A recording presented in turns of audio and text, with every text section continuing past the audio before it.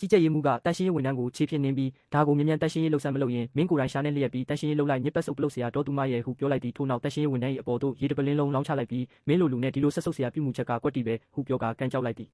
ကံအားလျော်စွာပင်ထိုအချိန်၌တထေးဖြစ်သူသည်အနောက်ဘက်မှရှောက်ဝင်လာခဲ့သည်ကြီးကြပ်ရေးမှူးဂျူးကြီးကြပ်ရေးမှူးသည်ချက်ချင်းနောက်သို့လှည့်ကြည့်လိုက်သည်တထေးကမျက်မှောင်ကျုပ်လျက်မင်းတို့ဘာလုပ်နေကြတာလဲဟုမေးလိုက်သည်သူမကဘာမှမဟုတ်ပါဘူးတထေးရဲ့ကျမတို့ဆက်နောက်နေကြတာပါဟုခက်တွတ်တွတ်ပြန်ဖြေလိုက်သည်သူထေးသည်တန်ရှင်းရေးဝန်ထမ်းထံလျှောက်သွားပြီးမတုံမေးမင်းအစဉ်ပြေရဲ့လားဟုမေးလိုက်ရာသူမကကျမအစဉ်ပြေပါတယ်ဟုတိုးတိုးလေးပြန်ဖြေခဲ့သည်တထေးကကြီးကြပ်ရေးမှူးဘက်သို့လှည့်ကာဝန်ထမ်းတွေကိုနောက်တစ်ခါဒီလိုမျိုးဘယ်တော့မှမစားနဲ့ဟုတတိပေးလိုက်ရာကြီးကြပ်ရေးမှူးဂျူးကဟုတ်ကဲ့ပါတထေးဟုပြန်ဖြေခဲ့သည်တထေးထွက်သွားရန်ပြင်လိုက်စဉ်တန်ရှင်းရေးဝန်ထမ်းကတထေးကိုတားလိုက်ပြီးဘာကိစ္စရှိလို့လဲမတုံမေးသူထေးကျမတထေးနဲ့တီးတန့်စကားနည်းနည်းပြောလို့ရမလားရှင်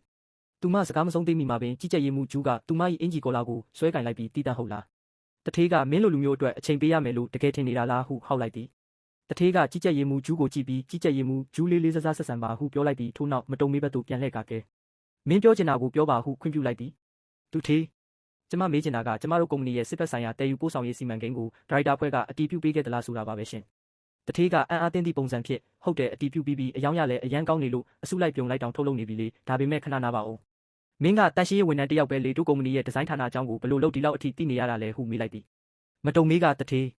အချို့ကိစ္စတွေကိုကျမတီးတန့်ပဲရှင်းပြချင်ပါတယ်ဟုပြန်ဖြေသည်တထေးကကြီးကြပ်ရေးမှူးဂျူးအားကြီးကကြီးကြပ်ရေးမှူးဂျူးမင်းအလုံးမင်းပြန်လုပ်တော့ဟုမေးလိုက်တဲ့ဖြင့်သူမလည်းဟုတ်ကဲ့ပါတထေးဟုဆိုကထွက်သွားခဲ့သည်သူမထွက်သွားပြီးနောက်တထေးကကဲအခုမင်းပြောပြလို့ရပြီဟုဆိုသည်မတုံမေးကအသက်ကိုပြင်းပြင်းရှူလိုက်ပြီးတထေးအဲ့ဒီအဆိုပြုလွှာကိုရေးဆွဲခဲ့တာကျမပါဟုပြောလိုက်သည်တထေးကသူမကိုစိုက်ကြည့်ရင်မင်းပါကိုဆိုလိုတာလဲဒီဒီဇိုင်းကိုမင်းဖန်တီးခဲ့တာလို့ပြောချင်တာလားဟုမေးသည်ဟုတ်ပါတယ်တန်ရှင်းရေးဝန်ထမ်းတယောက်က professional ဒီဇိုင်းပုံစံကိုဖန်တီးနိုင်တယ်ဆိုတာမင်းတကယ်ပဲငါ့ကိုယုံစေချင်တာလားဟုမေးလိုက်ရာသူမကတင်းငိမ့်စွာပင်သူထေးကျမမှာ fashion design ဘာသာရပ်နဲ့ရရှိထားတဲ့ဘွဲတစ်ခုရှိပါတယ်ဟုပြန်ဖြေခဲ့သည်မင်းတက္ကသိုလ်ကဘွဲရထားတာလားဟုတ်ပါတယ်တထေးကခေါင်းညှိလိုက်ပြီးဒီစင်ကြံလန်းကစကားပြောဖို့မသင့်တော်ဘူးငါရုံခန်းထဲကိုလိုက်ခဲ့ဟုပြောလိုက်သည်ရုံခန်းအတွင်းသို့ရောက်သောအခါတထေးကမင်းတက္ကသိုလ်ဘွဲရတယောက်ဆိုတာဟုတ်သလားဟုထပ်မံမေးမြန်းခဲ့သည်ဟုတ်ပါတယ်သူမကအိတ်ကက်ထဲမှစာရွက်တစ်ရွက်ကိုထုတ်ယူကာတထေးထံကမ်းပေးလိုက်သည်တထေးဒါကတော့ကျမရဲ့ကိုရေးရာဇဝင်ပါတထေးကစာရွက်ကိုတေချာဂရုစိုက်ကြည့်လိုက်ပြီးခဏကြည့်ပါရစေဦးမင်းကစင်းဟွာတက္ကသိုလ်ကတကယ်ပဲဘွဲရခဲ့တာလားဟုမေးသည်ဟုတ်ပါတယ်တထေးကမယုံနိုင်သည့်မျက်လုံးများဖြင့်ကြည့်ကာဒါဆိုရင်စင်းဟွာတက္ကသိုလ်ဘွဲရတယောက်ကဘာလို့ငါကုမ္ပဏီမှာတန်ရှင်းရေးဝန်ထမ်းလာလုပ်နေရတာလဲဟုမေးလိုက်သည်ကျမ fashion design director ရာထူးအတွက်လျှောက်ထားခဲ့တာပါဒါပေမဲ့နေဘက်ကလာတဲ့သူတွေဟာအောက်ခြေကနေဆက်ရမယ်လို့ကြီးကြပ်ရေးမှူးဂျူးကပြောပါတယ်အဲ့ဒါကြောင့်မလို့သူမကကျမကိုတန်ရှင်းရေးဝန်ထမ်းဖြစ်အလုပ်ခန့်ခဲ့တာပါဟုပြန်ဖြေခဲ့သည်တထေးကချက်ချင်းပင်လုံခြုံရေးဝန်ထမ်းများကိုဖုံးဆက်ခေါ်လိုက်ပြီးမင်းတို့နှစ်ယောက်အောက်ထပ်ကိုဆင်းပြီးကြီးကြပ်ရေးမှူးဂျူးကိုငါရုံခန်းနဲ့အမြန်ဆုံးခေါ်လာခဲ့ဟုတ်ကဲ့ပါတထေးသူတို့ထွက်သွားပြီးနောက်တထေးကဆက်လက်၍မတုံမေးမင်းက Jade Wolf စီမံကိန်းကိုမင်းကိုယ်တိုင်ဒီဇိုင်းဆွဲခဲ့တာလို့အခုတင်ပြောခဲ့တယ်နော်ဒါဟာတာမန်ကိစ္စမဟုတ်ဘူးဆိုတာမင်းကိုငါတတိပေးပယ်ရစေတက်တည်မရှိဘဲနဲ့ဒီလိုမျိုးဆွဆွဲချက်တွေကိုပြောလို့မရဘူးအကယ်၍မင်းလိန်ညာနေတာဆိုရင်တာဝန်ယူရလိမ့်မယ်ဟုပြောလိုက်သည်မတုံမေးကပြတ်သားစွာပင်ကျမအမှန်တိုင်းပြောနေတာပါဟုပြန်ဖြေခဲ့သည်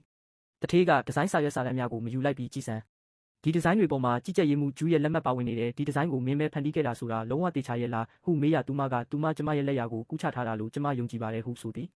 ခဏကြာတွင်ကြီးကြပ်ရေးမှူးဂျူးရုံးခန်းအတွင်းသို့ဝင်လာခဲ့သည်သူထေးကျမကိုခေါ်တယ်ဆိုတထေးကကြီးကြပ်ရေးမှူးဂျူးမင်းငါစီတင်ပြခဲ့တဲ့ Jade Wolf ဒီဇိုင်းကိုမှတ်မိလားဟုမေးလိုက်သည်ဟုတ်ကဲ့မှတ်မိပါတယ်အဲ့ဒီဒီဇိုင်းကအရန်ကောင်းတယ်လို့ငါမင်းကိုပြောခဲ့ဘူးတယ်အဲ့ဒီဒီဇိုင်းကြောင့်ရွမ်နှစ်သိန်းစုချင်းငွေရရှိခဲ့လို့မင်းကိုငါကိုယ်တိုင်ပေးခဲ့တာလေအခုငါမင်းကိုထပ်မေးမယ်အဲ့ဒီဒီဇိုင်းကိုမင်းကိုယ်တိုင်ဖန်တီးခဲ့တာတေချာရဲ့လားဟုတ်ပါတယ်တထေးကျမကိုယ်တိုင်ဒီဇိုင်းဆွဲခဲ့တာပါတထေးဤမျက်နှာထားမှာချက်ချင်းပင်အေးဆက်သွားခဲ့သည်ဟတ်မင်းလိန်နေတာပဲသူကမတုံမေးထန်လက်ညှိုးထိုးပြလိုက်သည်သူမကိုကြည့်လိုက်စမ်းသူမကစင်းဟွာတက္ကသိုလ်ကဘွဲရလာခဲ့တာဒီလိုထက်မြက်တဲ့ဘွဲရတယောက်ငါတို့ကုမ္ပဏီကိုရောက်လာတာကိုမင်းကထိုက်တန်တဲ့အခွင့်အရေးမပေးတဲ့အပြင်တန်ရှင်းရေးဝန်ထမ်းလုပ်ခိုင်းပြီးကုမ္ပဏီရဲ့အနှစ်သာရမရှိဆုံးအပင်ပန်းဆုံးအလုပ်တွေကိုအတင်းအကျပ်ခိုင်းစေခဲ့တယ်သူကဆက်လက်၍မတုံမေးကတောလက်မလာတဲ့မိသားစုကပါသူမရဲ့မိသားစုစီးပွားရေးအခြေအနေကအရန်ကိုခက်ခဲခဲ့တာသူမတက္ကသိုလ်တက်နိုင်ဖို့အတွက်နှစ်ပေါင်း30ကျော်စာကိုကြိုးစားတင်ယူခဲ့ရတယ်လို့သူမရဲ့မိဘတွေကလည်းမနာတမ်းရုန်းကန်ခဲ့ရတာဟုပြောလိုက်သည်ထို့နောက်ကြီးကြပ်ရေးမှူးဂျူးကိုတဲ့စိုက်ကြည့်ကမင်းစီးကြော်သွားပြီးဒါကိုငါလုံးဝတိခံမှာမဟုတ်ဘူးမင်းပစ္စည်းတွေသိမ်းပြီးငါကုမ္ပဏီကနေအခုချက်ချင်းထွက်သွားပါမင်းကိုအလုပ်ကနေတရားဝင်အထုတ်ခံလိုက်ပြီးဟုမိန့်ခွန်းချွေလိုက်တော့သည်မတုံမေးဟာဒီအခွင့်အရေးနဲ့ထိုက်တန်တယ်လို့တင်ထင်ရင် like နဲ့ subscribe လုပ်ဖို့မမေ့ပါနဲ့နော်တင်းရဲ့ထင်မြင်ချက်တွေကိုလည်းမှတ်ချက် comment မှာမျှဝေပေးခဲ့ပါဦး